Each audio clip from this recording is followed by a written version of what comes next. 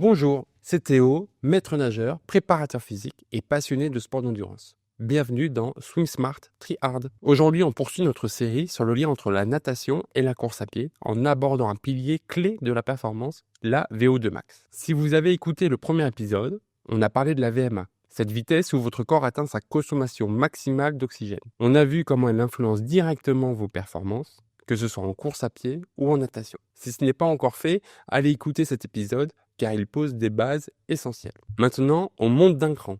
La VO2 max, tout le monde en parle en course à pied, mais en natation, c'est un sujet largement sous-estimé. Pourtant, c'est une donnée essentielle si vous voulez améliorer votre endurance et tenir un effort soutenu sans exploser. Dans cet épisode, vous allez comprendre ce qu'est réellement la VO2 max et pourquoi elle est cruciale. Ensuite, on fera un détour par la course à pied pour voir comment elle se travaille, avant de plonger dans l'application directe en natation, comment la mesurer et surtout, comment la booster efficacement. La VO2 max, c'est votre capacité maximale à consommer de l'oxygène pendant un effort. En clair, c'est le carburant de votre moteur. Plus elle est élevée, plus vous pouvez maintenir un effort intense et prolongé. Si vous sentez que vous êtes limité en endurance, essoufflé après quelques minutes d'effort ou incapable de maintenir une allure stable sur la durée, il y a de fortes chances que votre VO2 max soit un frein à votre progression. Imaginez que votre corps est une usine. La VO2 max, c'est la taille de votre usine énergétique. Plus elle est grande, plus vous pouvez produire d'énergie sans vous cramer. L'objectif est donc d'agrandir cette usine pour repousser vos limites. En course à pied,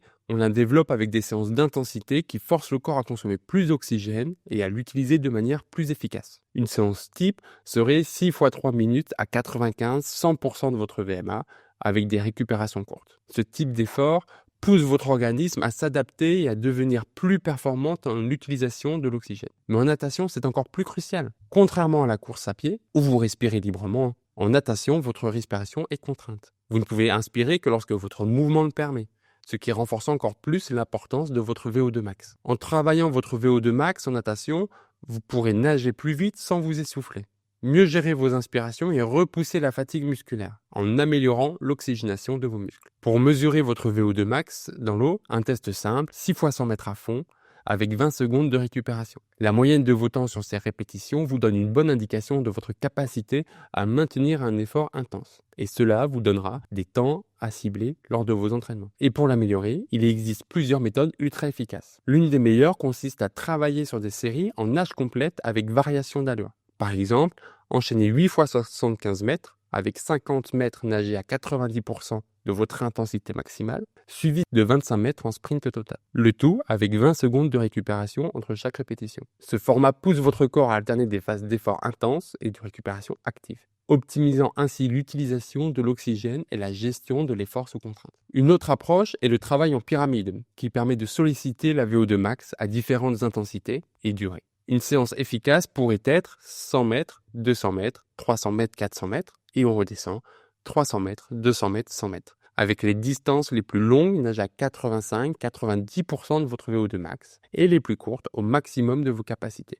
Les temps de récupération sont progressifs, autour de 20 à 30 secondes pour les distances courtes et jusqu'à 45 secondes pour la plus longue. Ce type d'effort améliore la capacité du corps à maintenir un effort élevé malgré une accumulation progressive de la fatigue. Enfin, pour un travail plus spécifique à la natation, une méthode efficace est l'enchaînement de nage et battement en intensité croissante. Une série de 6 x 100 mètres, où les 50 premiers mètres sont nagés à 90% de votre VO2 max, suivi de 25 mètres en battement avec seulement 15 secondes de récupération entre chaque répétition. Ceci va forcer votre organisme à gérer une dette d'oxygène tout en maintenant une propulsion efficace. Cette approche améliore non seulement la VO2 max, mais aussi la puissance et l'endurance des jambes, essentiel pour maintenir une bonne position et une efficacité optimale dans l'eau. Ces formats d'entraînement permettent de maximiser votre consommation d'oxygène et d'optimiser votre endurance tout en rendant le travail plus varié et adapté aux spécificités de la natation. 3 points clés à retenir. La VO2 max est essentielle pour améliorer votre endurance et votre résistance à l'effort. Vous pouvez la mesurer en natation avec un test simple de 6 x 100 mètres qui vous donnera des indications sur les temps à tenir. Et surtout, elle se développe efficacement avec des séances de fractionnés où on joue sur l'intensité et la durée. Si vous voulez nager plus vite et plus longtemps sans exploser, c'est un élément à intégrer impérativement à votre entraînement. J'espère que cet épisode vous aura apporté des clés concrètes. Si c'est le cas, partagez-le avec un ami qui veut progresser en natation et dites-moi en commentaire quelle séance vous allez tester en premier. Et ne manquez pas le prochain épisode où on va parler d'un troisième pilier fondamental, l'endurance spécifique, et comment optimiser vos longues distances en natation. À très vite dans Swim Smart, Try Hard.